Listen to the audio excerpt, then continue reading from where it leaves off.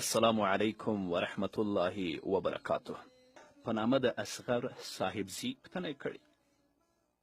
وایي کله چې موږ عمرې ته ځو موږ احرام تړلی وي، یعنې نیت د عمرې مو وکړه، د میقات نه احرام مو وتړه، د دې نه وروسته آیا موږ عطر یا کومه بله خوشبویي لګولی شو که نه؟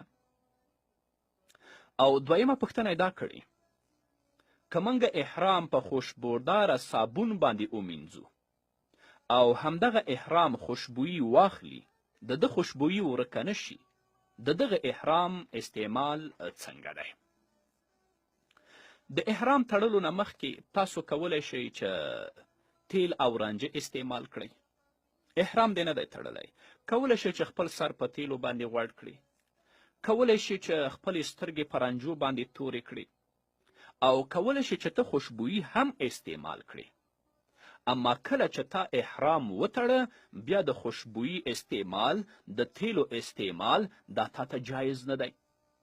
او په جامو او په احرام باندې داسې خوشبویي لګول چې د هغې وجود باقی پاتې نشي او خوشبویي پاتې شي، هغو جامو باندې لګول منع دي.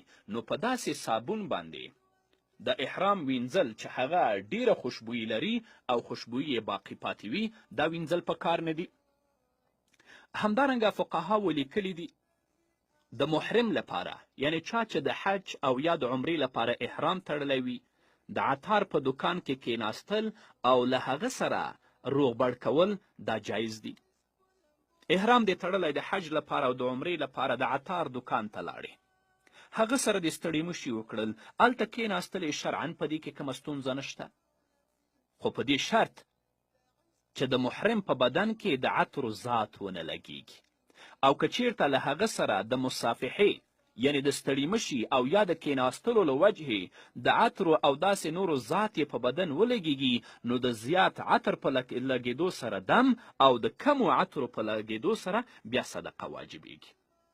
بحر الرایق په 3 جلد کې په 3 صفحه کې باب الجنایات کې لیکلی دي: ولا بأس ان یجلس فی حانوت عطار ولا فرق ایضا بین ان یقصده او لا، ولذا قال في المبسوط وإن استلم الركن فأصاب فمه أو يده خلوف كثير فعليه دم وإن كان قليلا فصدقة. محرم لپاره باک نشته چې د عطار په دکان کې کینی، که د قصد خوشبویي کړی وي یا نه وي کړی. او په مبسوط کې لیکلي که څوک استلام د رکن وکړي، د ده خولې ته خوشبویي ورسیږي یا ټول لاس پې خوشبویه شي، نو په ده باندې دم دی، او که د دې نه کم وي بیا په ده باندې صدقه ده.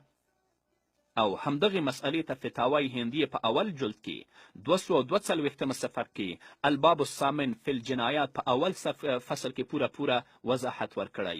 همدارنګه فتاوای هندیه په 2 جلد کې 506 صفحه کې 5 فصل کې په هغه څه کې چې په محرم باندې حرام دي چې نوع منه فی الدهن والتطیب والخضاب هم پوره وضاحت ورکړی.